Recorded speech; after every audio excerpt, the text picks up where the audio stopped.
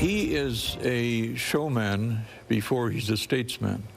And we have to bear that in mind. There's some degree to that in everyone in public office. You can't ignore your media when you're conducting public policy now. But his inclination as a quite unique kind of showman is to make his own impact rather than find agreement. That's very difficult to deal with, but it's not impossible. That's former Prime Minister Joe Clark speaking to CTV's Question Period in an interview that will be aired this Sunday. Now, he was talking about dealing with Donald Trump at next week's G7 summit in Kananaskis. Like Clark, many will be watching to see how it all plays out and if he leaves on good terms this time, or if the summit ends like it did in 2018. You'll remember that Trump had a tirade on Twitter against Prime Minister Justin Trudeau, and that was basically the exclamation point to a contentious summit. So what's at stake for Canada and Prime Minister Mark Carney? Well, let's bring in our front bench. Sabrina Grover was a federal Liberal candidate in the 2021 election. She's a senior advisor at Spark Advocacy and North Star Public Affairs. Larissa Waller is the founder of Henley Strategies. She's the former head of communications for Ontario's Conservative Premier Doug Ford, and former Ontario NDP MPP Gurdatin Singh. He's now vice president at Crestview Strategy. He's also the brother of former federal NDP leader Jagmeet Singh. Welcome, everybody, and welcome to Friday. Sabrina, start with you, not only because you're geographically the closest to Kananaskis at this moment, but I wanted to ask you about the expectations. In that conversation I just had with Senator Peter Beam, he said, you know what, it's not out of the realm of possibilities, and it's not something that we haven't done before, to not have a full communique, instead having sort of side statements and shorter statements. That is something that this government, the Carney government, has signaled is going to do. Do you think that it is essentially trying to tailor the G7 to your main guest? No, I don't think so. I think it's trying to tailor the G7 to what's appropriate for the political moment. And if the moment demands that we have not a full communique, and that is going to be what global leaders can agree to, then I think that that's what's appropriate. I think that Mark Carney has set a really clear standard for negotiating with Donald Trump, both in the run-up to this, G7. And I think he's earned, at this time, again, I can't speak for what tomorrow holds, the respect of Donald Trump enough to at least have a conversation with him. And I think part of what Mark Carney has also done leading up to the G7 is build some strong relationships with the UK and with France, and we'll see how that all unfolds at the table. But I think that in this moment, if it demands that we don't have a full communique, but we still address some of the key issues, I think the Israel-Iran issue is going to be front and center, unfortunately, coming this weekend as well. I think that that is okay. I think as long as that there is some sense of negotiation and a sense of a way forward, that's what's most important for Canada and for the other leaders. You know, Larissa, what strikes me about what Sabrina said is that, you know, things would be okay if we do it in this way, yet there is this sort of feeling and the sentiment from the Carney government coming out that they want to do big, bold things.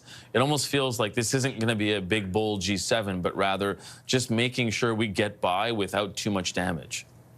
So let's remember the G7 is an informal gathering of the world's superpowers, or even moderate powers. There's no actual kind of like legal thing that could come out of the G7. It's all about relationship building. It's all about finding commonalities, finding a way forward. And because it has this sort of inherent flexibility in that it's not a formal institution, there's that old saying, we make the rules, we break the rules. The communiques can be whatever they want them to be. They don't have to be one big prolific common statement that everyone signs on to. A bunch of smaller statements are okay. Just because we've been doing it this way for 50 years or 40 years doesn't mean we have to do it this way going forward. I think Mark Carney is a very skilled diplomat. I think he has, to Sabrina's point, earned so far the respect of Donald Trump, and we know he's got good relationships with his other international counterparts. I think he's going to find a way forward that's going to kind of save the G7 this year. Gurdatin, what do you think about that, and how how careful Mark Carney has to be and making sure that the end of this looks good for Canada as well. That, you know, coming out of this, even though it is an informal gathering and maybe the communique, as Larissa said, it's not anything that is set in stone. I think, you know, maybe media and pundits make a lot out of it. But how do you think he needs to make sure that there isn't an explosion, you know, aboard Air Force One at the end of this whole summit? Well, let's start off by saying that I think with regards to something like G7, it shouldn't be a partisan thing. It should be something where we're hopeful that the Prime Minister is successful. Like, I'm hopeful that we come out with better relations. But I think there's a few landmines that the Prime Minister is going to be facing. So first off, with Donald Trump, we know that he's an individual that, you know, you should always hope for the best, but prepare for the worst. He's someone who is totally not reliable, not consistent. He might have a position today and switch it tomorrow with a post on social media. Another issue that comes to mind is the fact that he is really treading into some very concerning waters with extending this invitation to Prime Minister Modi and to, as we know, the royal family in Saudi and other leaders of that nature. And I know with regards to Modi specifically, there's a lot of blowback right now from the community, from the Sikh community particularly, especially given the fact that there's still ongoing investigations with the Indian government's involvement in multiple murders, extortions, threats, violence, and more. So once again, we're hopeful that the Prime Minister is successful, but it's going to be a very, I would say, dangerous landmine that he's walking into, given all of these X factors. So, Gurritin, specifically on that, what are you looking for with any kind of bilateral meeting or any kind of pull aside with Prime Minister Modi? Because as Senator Peter Beam had said, you know, having that conversation face to face is important as well, even as these investigations continue. I just want to take a second right now just to kind of level set. So we saw this breaking news yesterday where there's evidence that the Indian government was involved in the tracking of my brother, at that time leader of the federal NDP, MP, and a Democratic leader. And when you have a foreign government that is willing to threaten the life of a democratically elected leader, track their whereabouts alongside this backdrop of murders, of violence, of extortions to the South Asian Sikh community and more, I really have a lot of doubt of any productive conversations that can come with the Indian government right now, given all these ongoing investigations. I think, you know, I personally stand with the position that Sikh leaders took yesterday in saying that this is not the appropriate time to invite Modi.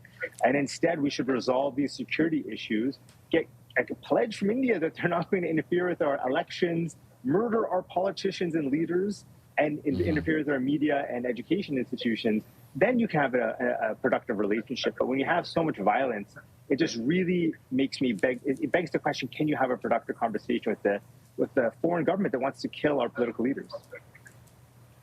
Yeah, and I take that point, Gurritin, and obviously the concern from the community is also, you know, something that we continue to watch as well, and we understand as well. But Sabrina, you know, when you consider what we had also heard from diplomats who also think, you know what, it is better to have those conversations face to face and to be able to have the tough conversations face to face. How incumbent is it on Prime Minister Mark Carney to make sure that he is having that type of difficult conversation with Prime Minister Modi? I think this is an opportunity for Mark Carney to set the stage with Modi and to do that in person by extending this invitation to have him come to the G7.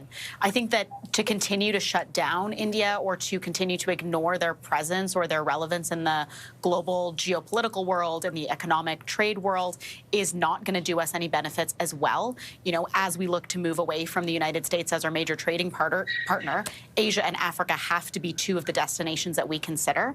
And you know, in Asia, our biggest trading partner is likely to be India. And so I think that there is an important opportunity that he's got here to have that relationship reset. I think at the same time, what the government should do and what they likely need to send out many of their MPs to do is have those conversations in community. Instead of just talking about it, you know, at a high level at a press conference, trying to resolve these issues, have your MPs who are representatives in those communities go out, have conversations with them, maybe hold town halls and have that engagement directly with the grassroots. And I think that's how you get over this idea that we're ignoring, you know, the concerns of the South Asian community here in Canada. Larissa, how much of a difficult dance is this for the Prime Minister this weekend, specifically around this subject? Around this subject, I totally agree with Sabrina, and I think that again, I'll go back to the fact that Mark Carney isn't a novice at this.